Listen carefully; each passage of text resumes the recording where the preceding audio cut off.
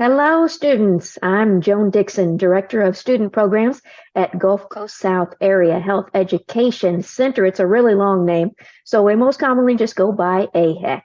We have 6 free student programs that we offer to high school students and college level students. Although I want to make special note to any middle school students that happen to be listening out there today that you can always watch our health careers presentation on our website.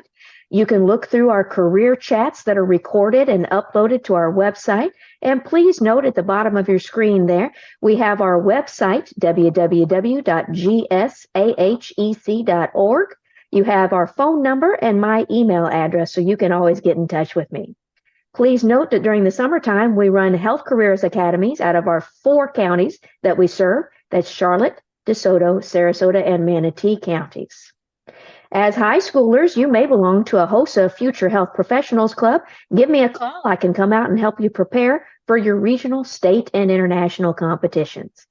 In high school, we also have our REACH intern program with a public health scholars program to help you learn more in depth about the public health fields. As you're in college as a graduate level student, you can join our AHEC Scholars program. That being said, I'm going to get ready to introduce you to our very special guest speaker that we have with us this morning. And that is Jordan Irwin. I want to welcome Jordan, and I'm excited to hear about your education pathway during this career chat, because I know you've been on your career journey for a while now to becoming a physician. And many of the middle school and high school students watching this video often wonder about the steps necessary to become a doctor. How do I get from high school to being a physician? And so I'm pleased that you're joining us today to share your story. So go ahead and introduce yourself to these students. Well, yeah, thank you so much for having me. Again, my name's Jordan. I'm a current medical student with the class of 2027 with Wake Forest University School of Medicine up in North Carolina. And yeah, my personal interests, I'm interested in the field of physical medicine and rehabilitation, which is really focused around trying to get patients better after accidents, injuries, medical mishaps, and trying to get them from wherever their injury took them all the way back up to their baseline. It's a really cool field, and we can get into that in just a little bit. But yeah, it's a pleasure to meet you all, and I'm happy to be here talking to you about my time and my pathway, kind of leading up to and during medical school. Well, let's kind of go back to the beginning. I always find Mhm. this fascinating with career chats is when did you decide that you wanted to be a physician? Well, I don't think it was one exact moment where it really clicked for me, where I said, you know what, that's what I want to do. I want to be a physician. It was really kind of a series of smaller steps. I think again, there was really no one big grand moment where it clicked. But rather, I think I always had a sort of a natural interest and curiosity in a lot of biology and science. I think that's kind of necessary for anyone going into a healthcare field as a whole. But then I spent a lot of time or not a lot of time, a little bit of time volunteering during high school at hospitals, and I got a lot of exposure to a lot of the different healthcare fields and a lot of these fields that fall under that broader health umbrella. And between that and then I had a very long-standing interest in neuromuscular science in particular, and that's what I kind of eventually ended up pursuing into my time in college. And with all of that being said, and just having like a very big curiosity and wanting to know more in a lot of these fields, and loving to kind of go deep into learning all the intricacies of these things that I was particularly interested in, stacked on top of just not really minding school too much. I think that's admittedly kind of an important part that a lot of people overlook. You're going to be in training for a little while. You have to be okay not getting that first real real job until putting that off for a reasonably long time. Um, and all of that eventually kind of turned me in the direction of saying, hey, this becoming a physician, going to medical school is something I could see myself doing, and I'm pretty far along that path. Still got some ways to go, but I've been enjoying it all the all the way along there. So that And yeah. I'm glad you mentioned volunteering because you do have to put some work in it. You can't just go knocking on medical school doors and say, Mhm. hey, let me in. This is what I'd like to do. So volunteering during high school. And tell us also, what other classes did you take in high school, or maybe what clubs did you join that prepared you for college? Yeah, absolutely. So I think one of the things, one of the big misconceptions I'd say I think a lot of people have is you got to get involved, just be doing straight science, science, science, math this, science that, biology club, math team, whatever. And I think that while all those things are excellent, and while I think if you really do have a passion for them and you choose to pursue them, then that's all great. I think what a lot of these schools want isn't just a robot who can crank out math and science problems. They want a real human. They want you to be you. They want you to do the things that you're interested in. So I'll tell you a little bit about my personal high school experience. I did do some of those more rigorous courses throughout my time in high school. I took the AP biology courses, the AP chemistry courses, but then I also paired that up. I had a very big interest, personal passion for music back in high school. So I played a lot of guitar. I took a lot of music theory courses back in high school, and I took a lot of piano courses as well, which was not my go-to instrument, but it was kind of something that I could do to push me out of my comfort zone. And I think that's another important thing, being willing to kind of push yourself outside of your own personal comfort zone by joining clubs of different kinds, getting in organizations that you think wouldn't be ordinarily your kind of thing. That building up that building up that resume, sort of, I guess, for lack of a better word, where you're showing people, hey, like I have the ability to take the science courses, to take the math courses, but then on top of that, I'm not just a robot. I'm over here doing my personal hobbies. I'm invested in all of these music courses, if that's your thing, of course. If it's not, if you're into engineering, if you're into debate club, whatever it might be, you chase your passion, show them that you're not just someone who's knocking out the checklist, you know. For me personally, I was involved in athletics as well. It's not something that you have to do, but I played lacrosse and did some track while I was in high school as well. If you decide to pursue that and you stick with it over a long period of time, that can look pretty well for you too. And then I think one thing that I've heard that a lot of these schools like as well is you choosing something and really sticking to it. It's not just about spreading yourself thin, spending a couple months here, a couple months there, a couple months there. Really choose those things that interest you.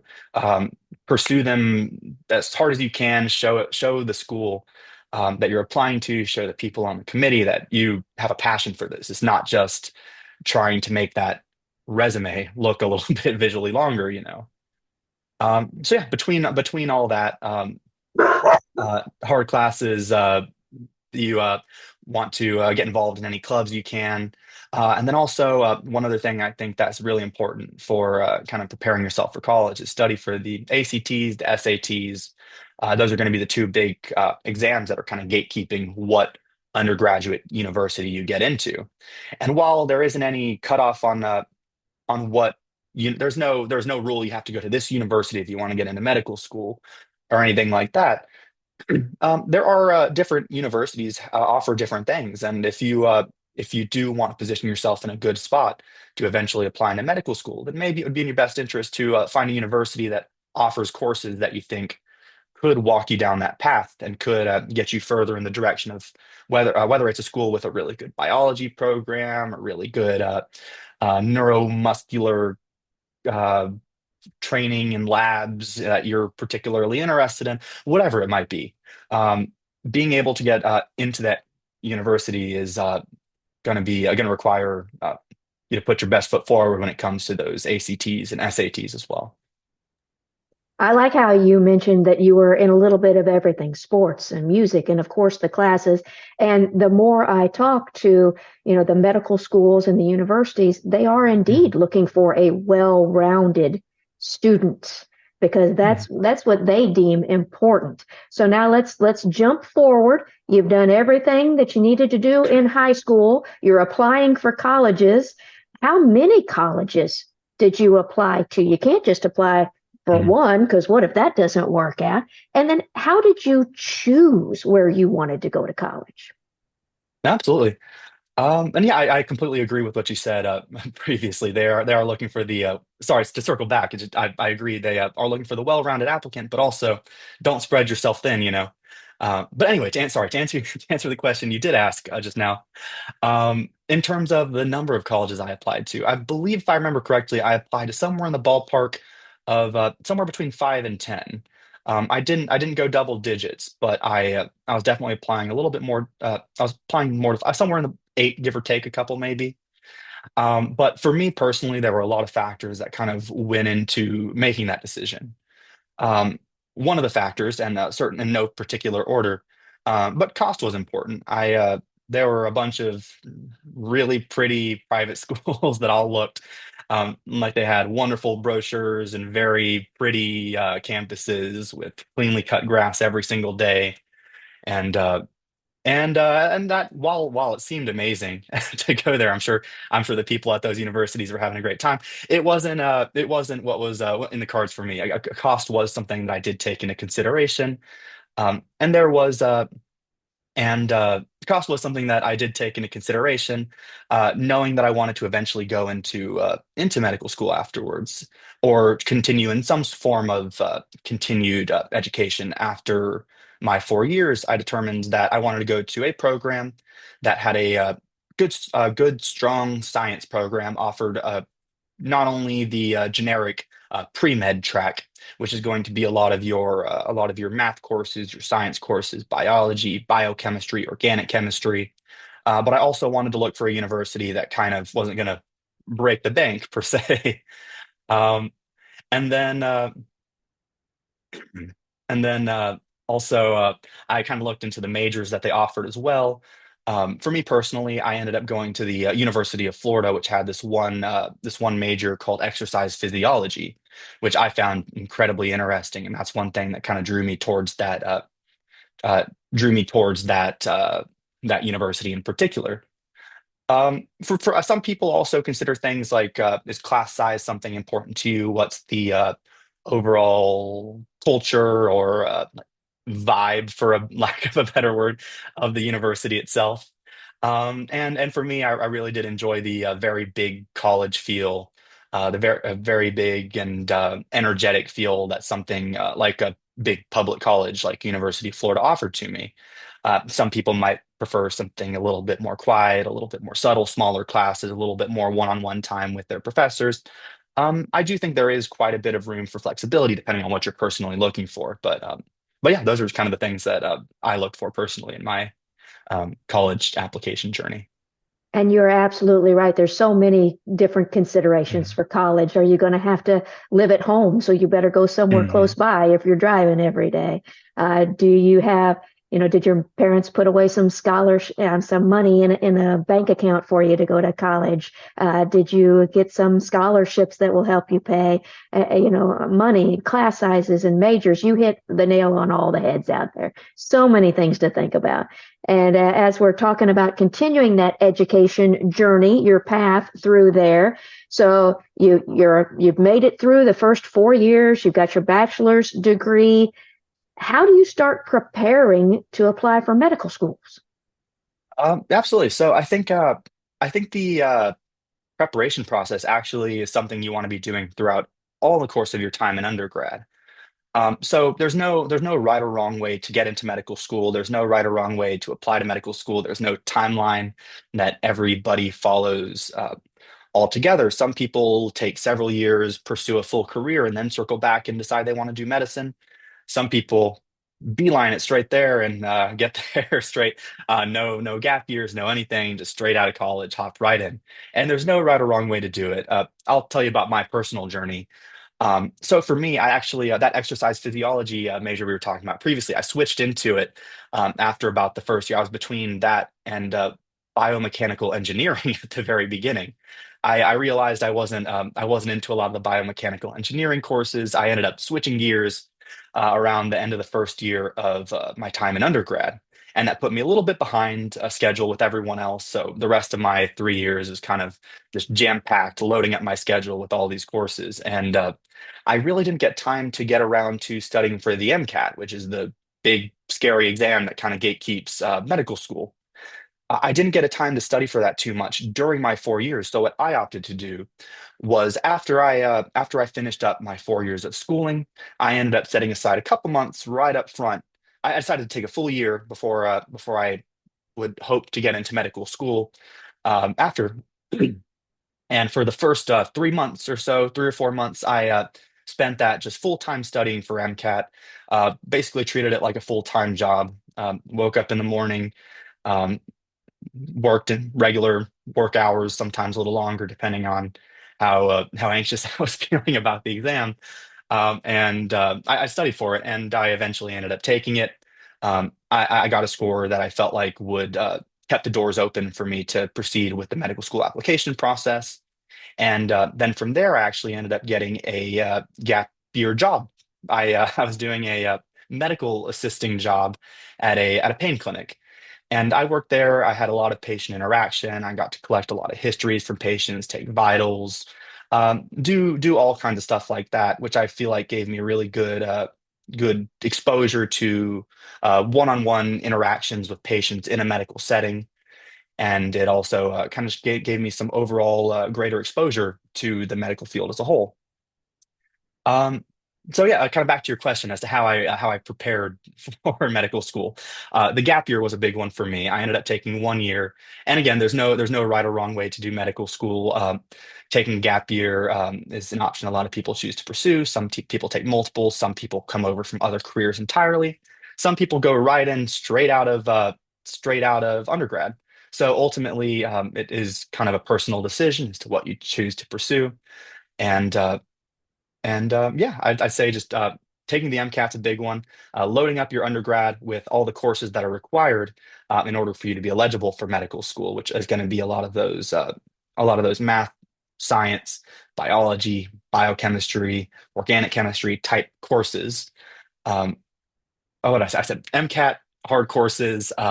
Then load up your schedule with as many as you can do, opportunities to kind of get your foot in the door with medicine. Show these medical schools that you know what it means to be in medicine.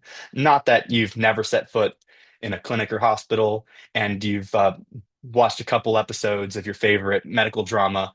And now you feel like you know what the field entails. I think that's one thing that these medical schools particularly value is knowing, not only showing that you have like the chops to be able to like hold your own in a medical school setting, but also that you really know what it is to be in medicine, because ultimately it's not like the dramas you see on TV. Um, it's it's quite most of the time it's quite different. So being able to show that you do have that experience as well as the coursework and the scores to show is important for that. I like that you mentioned that you do need to get some experience. And sometimes the Mhm. students will, well, how can I get experience if I don't have that career yet? And I say, well, belong to the HOSA club when you're in high school. Mhm. That's future health professionals. Be volunteering at the local hospitals and clinics during the summertime with their teen volunteer programs. Being shadowing, different physicians or doctors or nurses or Mhm. whatever health career you're going in, to put that all on your resume, get that under your belt. So that is excellent advice that you're giving. So we've got you all the way up, that you've taken the MCAT. You've obviously passed, because now you're in medical school. You're, class of 2027. And you had already mentioned that you're studying physical medicine and rehab. Um, walk us through what you do first year, second year, third year? What's it look like? Are you just in class all day? Yeah, absolutely. I'll tell you kind of what the regular uh, medical school journey kind of looks like. And again, this is different for everybody, so this is going to be largely based on my own experience. But that being said, a lot of your first and second year is going to be a lot of coursework, a lot of lectures, a lot of learning. You're going to be covering all the systems of the body, from the heart to the lungs to the hormones in the body to the biochemistry, and even a lot of time spent learning about all the bugs and the viruses, the bacteria, and the medications that are best utilized to treat all these. And then that's going to be a lot of your first and second year. Then once you wrap up with your second year, you're going to take a big old exam called the U.S. Medical Licensing Exam, Step One, or Step One is what they call it for short. And what this exam is going to do is it's going to allow you to continue your medical training from there. Can't get past that second year for most programs, I believe.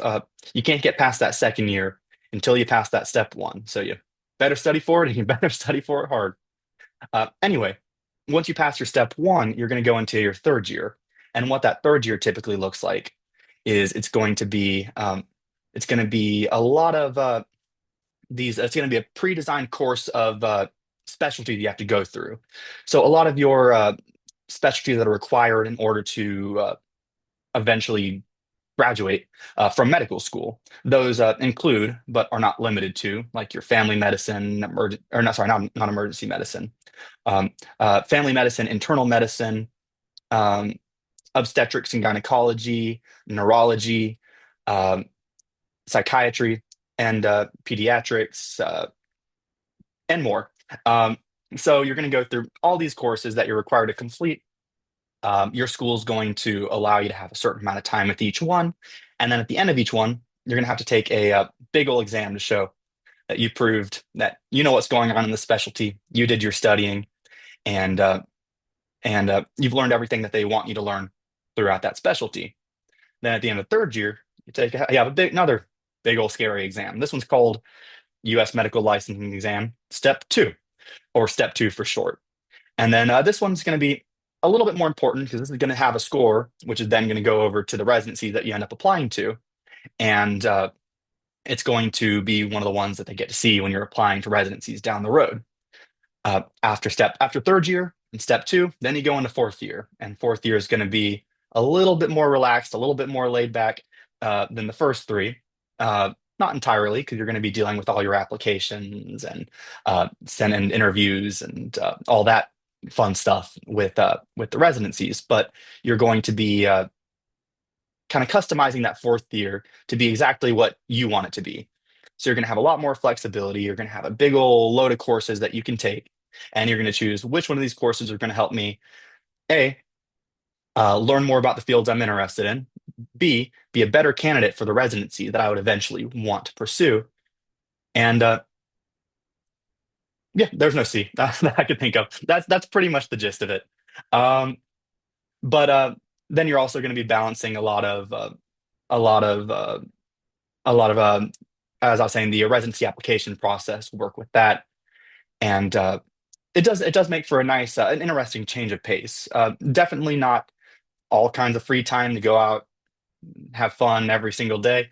But generally speaking, for most applicants, it does tend to be a slight bit more leisurely than maybe what you would find during that third year, where you're having a big old exam like once a month, once every other month.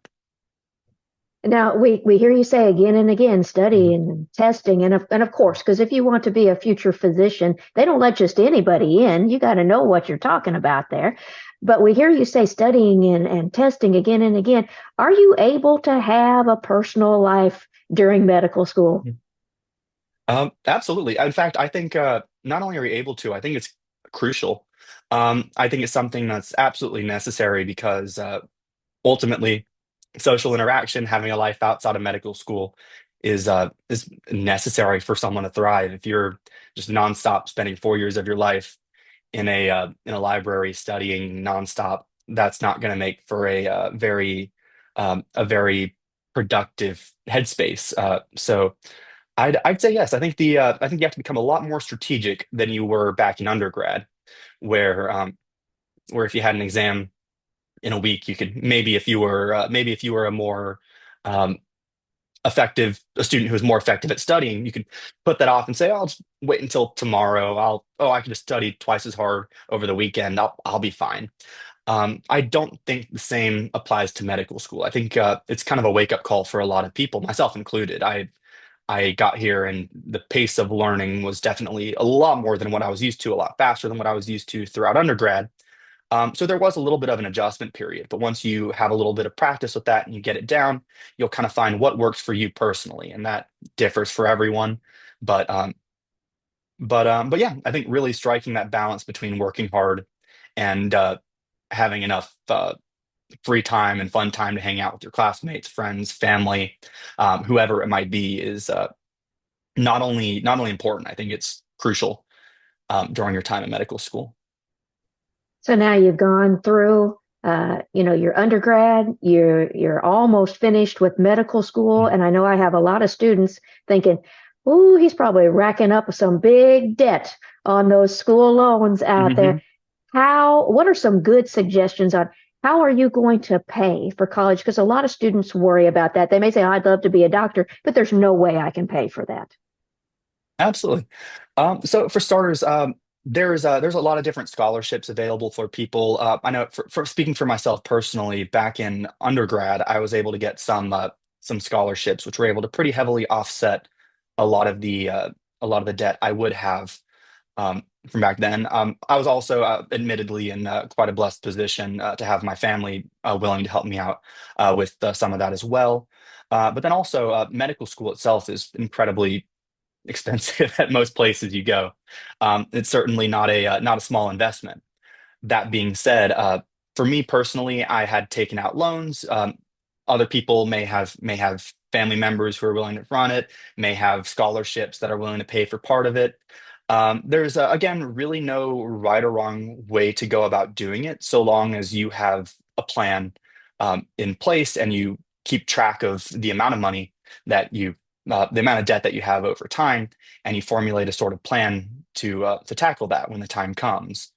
That being said, admittedly, I'm not too familiar with this part, but I know for a fact that once you get into residency and you graduate from medical school, there are all kinds of plans that a lot of different healthcare organizations or clinics or different places of employment that you can go to can help you out with your medical school debt afterwards. So if that is something that people end up eventually needing, and it's something I'm considering myself as well.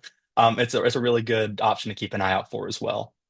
And I'm glad Admittedly, I'm you. not too familiar with those, but I need to start looking into them. I'm getting close to that. And I'm glad you mentioned it because I don't ever Mhm. want a student who has the ambition, who has the drive Mhm. to become a physician, to become a healthcare professional, and think, well, I can't afford the college, so that means I can't do it. Now, the money will come. You can do the scholarships, you Mhm. can do the grants, you can do the loans, and you don't have to repay the loans until after you get a career. And if anybody's watched our health career presentation recording that we have on this website with Jordan doing the recording Mhm. himself, you'll see that the salaries in health careers are higher than average salaries with other fields. So of course, when you get out on the career, you'll be making the money that the loans will get paid back. So the money will come. Don't worry about that money there. So now, Jordan, when you finish medical school, I know you mentioned that the next step is residency. What's residency looks like?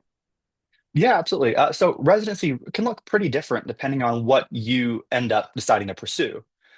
There's, of course, plenty of different specialties. You can go. I could begin naming them, but there's so many of them. The list would go on and on.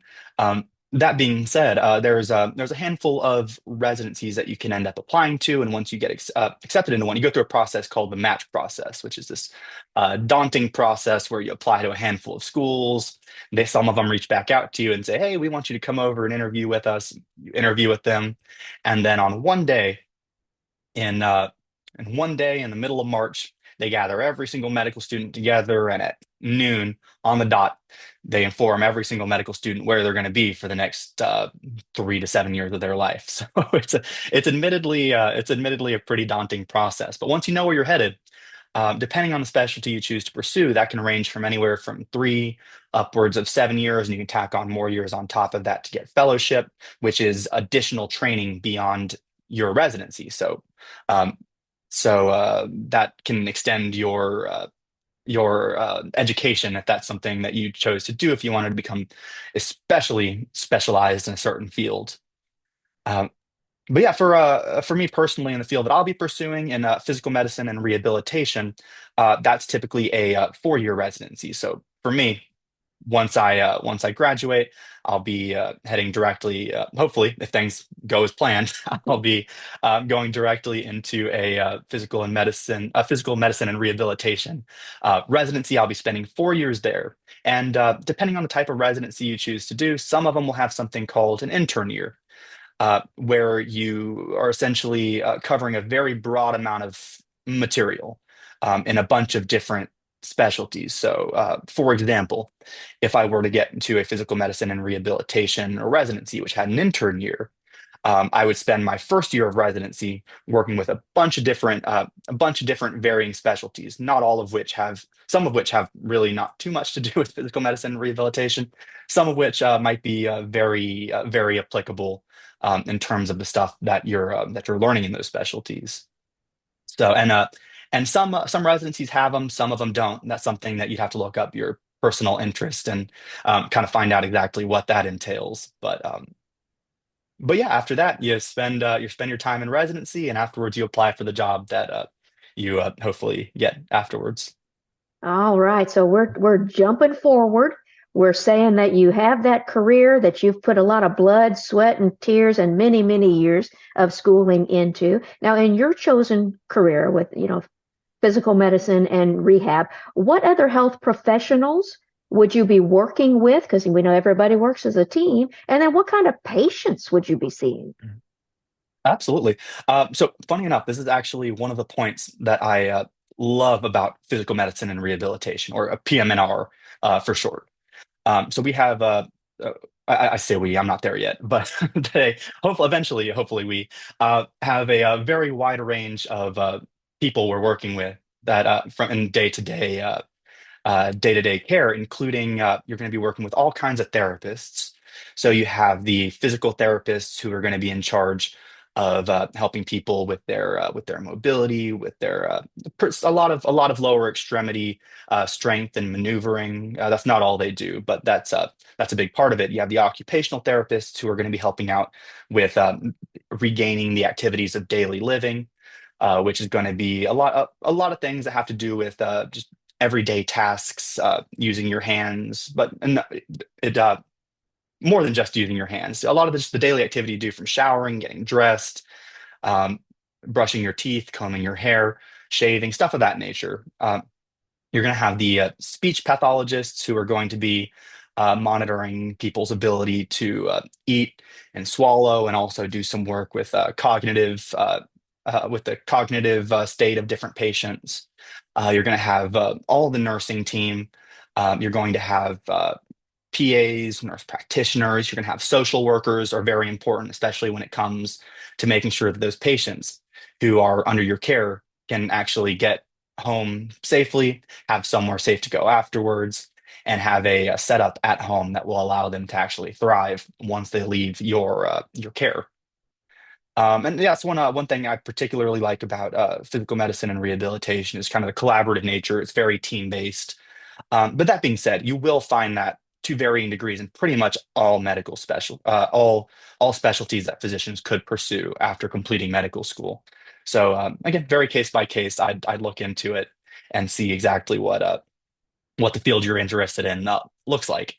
And in terms of patients, it's going to be people who are coming in after a big medical incident or accident or ailment of various kinds, or after some sort of accident.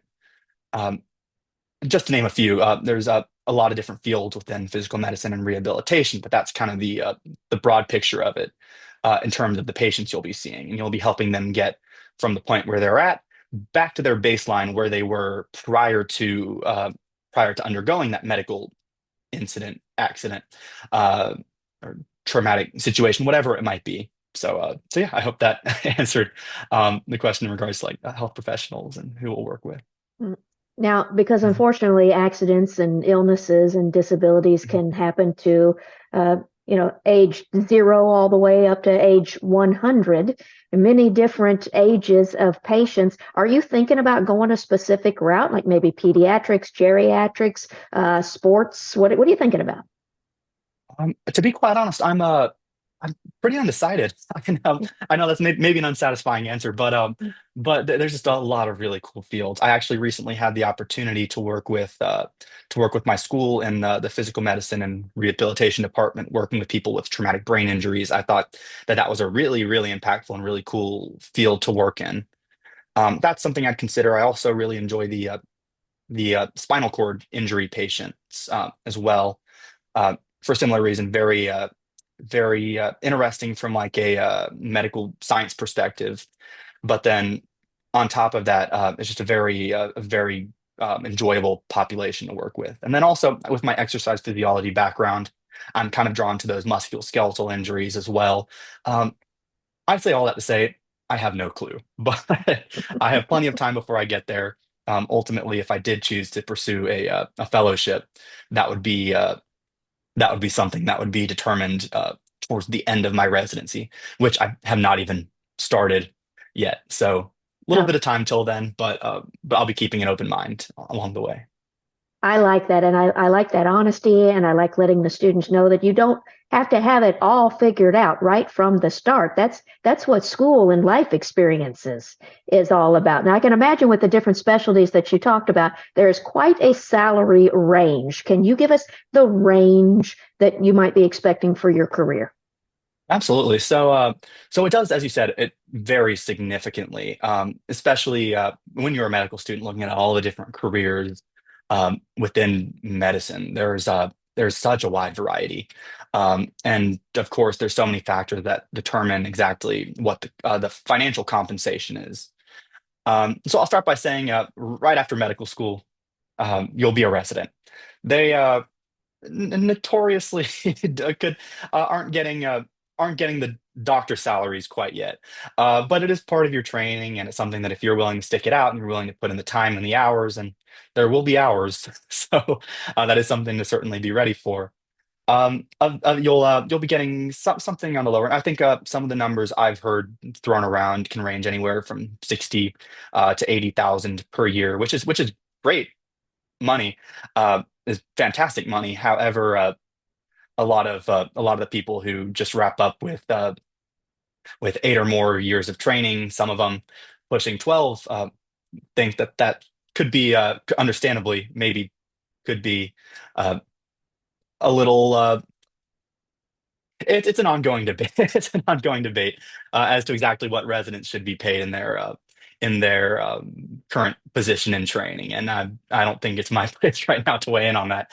So I'll continue on to speak a little bit about the actual physicians. Once you become a physician, you complete your residency, uh, you apply for a physician job. The ranges can vary dramatically. Some of the numbers heard thrown around for just all specialties as a whole can be in the high 100,000s, all the way up to numbers that are um, quite high, depending on what specialty you go into. That being said, I think the median salary for a lot of physicians nowadays is hovering in the low 300,000s, maybe per year.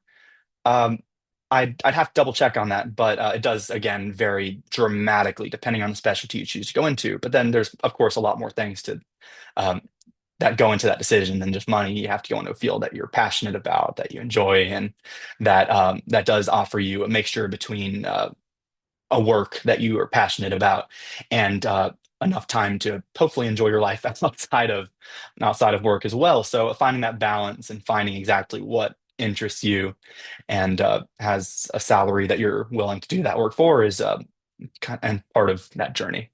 And I think it's important mentioning that people don't necessarily go into this track to being a physician because, ooh, I'm going to be making big money, but you do it because you want to help people. It's Mhm. all about the health care. The money would be a great bonus, but it's all about the health care. So thank you for sharing that. Now, tell us what has been the most challenging part of medical school? Ooh, I think the most challenging part for me was definitely the pace. Kind of setting foot in here initially, coming out of undergraduate. during undergraduate, I certainly studied hard, put plenty of hours in, got the grades that I needed in order to attempt to be a competitive applicant when applying to medical school. However, the pace in medical school is they dial it up a whole lot more than anything I was previously used to during my time in undergraduate. So I think the pacing, the speed at which you're required to learn new material, is truly something that there is. Not only are you learning the new material, but you're also at the very same time learning how to. You're relearning how to learn when you get into medical school because for the vast majority of people, the same strategies you were doing in undergrad um, aren't going to uh, might not have the same um, might not work as well once you get to medical school and you're having several hours of lecture every day stacked on top of in-person coursework you have to do outside of that. So admittedly for me, that was something I had hit me like I had a very big reality check once I first got to medical school and realized, hey, like the same split between studying and having fun during that I might have implemented during undergrad wasn't really going to hold up in medical school. So kind of adapting that accordingly um, was a big part of it for me. I've heard it been described as, the amount of information that is thrown at you in such a short amount of time is like trying to get a drink out of a fire hose. I too have heard that analogy before. I Yeah, I think that holds up. It can be Yes, at yes. times. At times, it's not. You definitely do have points of medical school that get a little bit more busy than others, and then you do have certain periods of time where things do slow down a little bit, and you can try to pack in all your fun events during those slightly slower times. Spend more time with your friends, go out, do all the things that you might have not been able to do during the week leading up to the exam right afterwards. But yeah, no, the pace is definitely there's definitely a learning curve. Not only challenge to learning all the material, but also relearning how to learn that amount of material in the time provided, while also hopefully thriving to have a life outside of medical school, of course. What has been the most satisfying part of medical school? Oh, there's a whole lot to it. I think for one thing, like the subject matter never really gets old. It's if it's something you enjoy, you keep on learning about it. And the thing about medicine is it keeps on changing all the time. People are constantly coming out with new discoveries, new inventions, new realizations within medicine. So if you're a fan of lifelong learning, I think that medicine is a field that could particularly apply to you. I think another really cool thing is like the trust and the things you get to witness from your patients, and being able to really build like these really true, really meaningful connections with all these people who come to you, sometimes in like the lowest points of their life, sometimes it's just a regular checkup, sometimes it's everything in between. And you get like a little window into such an important part in an individual's life, and you get to play an active role in really helping them through that. And I think that's just it's incredible, and that goes for all of medicine as a whole.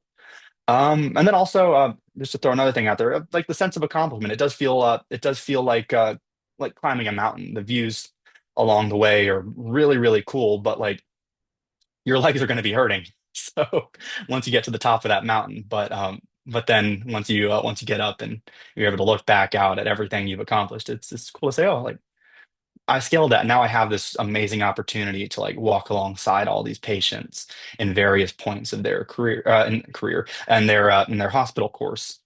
And you get to walk alongside them. You get to look through at a little window into their life. You get to know a lot of them personally. You get to hear their personal stories, how they got there, and it makes the entire journey all worth it, in my opinion. You're absolutely right, and it would be a well-deserved sense of accomplishment when you get to that mountain peak out there. Now, as we're getting ready to finish out the day, would you like to share a story, maybe an interesting case you worked on, or a patient that has made an impact on your life so far in your journey? Absolutely. So, yeah, so I'll actually share kind of more about a broader experience, if that's all right. Maybe not one patient in particular, but one thing that I've seen, particularly in rehabilitation, in acute inpatient rehabilitation, which is right after the patient leaves the hospital, they spend a couple weeks over at this rehab center where they try to get back to their original baseline function. And one thing that I really liked, and I think I kind of learned, it was a like a personal lesson that I kind of pulled from that and watching these patients go through this long process is that progress as a whole and anything you do rarely happens all at once. It's rarely you wake up one day, you have one accomplishment, and everything just happens all at one time. With these patients I was seeing, they were putting in several weeks of hard work. They were doing well over 3 hours of therapy every single day. And therapy is not easy. It's a hard workout for the it's a it's a hard workout. The therapists definitely aren't letting these patients off easy. They're making them work, and just like in that very same sense, a lot of things in life don't. It's a grind, for a lack of a better word. It rarely happens all at once. It's consistent hard work over a long period of time is really what yield results. And I've been able to see that in a lot of the patients I've had the opportunity to follow over the course of a lot of my rehabilitation courses I've seen. And so while it isn't one patient in particular, that's one big lesson I've kind of taken from this experience I've had working with and alongside and for some of these patients I've been able to see on rehab. And that's what it's ultimately all about. That's what all the studying and the testing has been about, is so that you can assist your patients and watch them become healthy again. I can imagine, speaking of satisfaction, that must be very satisfying. So thank you for sharing that. That certainly makes it seem all worth it. My last question for you is, what is one piece or your best piece of advice you would give to students who might be interested in becoming a physician? Oh, absolutely. So I think first and foremost is be honest with yourself. It is a very long road. It can be academically challenging at times. It can be very time consuming. It'll be probably more time consuming and rigorous than any coursework you've experienced up until this point. But if you know that is your path, go for it. Like it's absolutely incredible. The difficulty is real, but so is the reward, and so is all these opportunities that you get to see and walk with these patients and be able to play an active role in their life. Um, so so yeah, I guess to kind of sum it up, but really just be honest with yourself, look at all the pros, weigh all the cons, know it's not going to be a walk in the park, but ultimately if you do decide that this is what you want to do, go for it. It's incredible.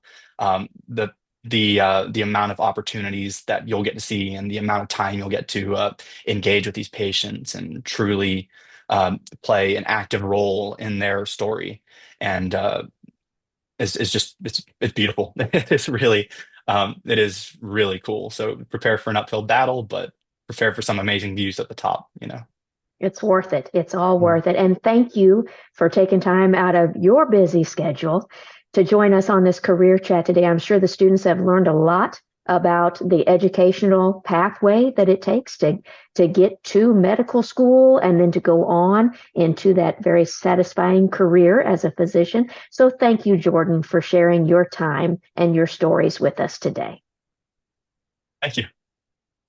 Bye, students. Make sure you contact us at www.gsahec.org and look into all the other free student programming we have. Have a great day.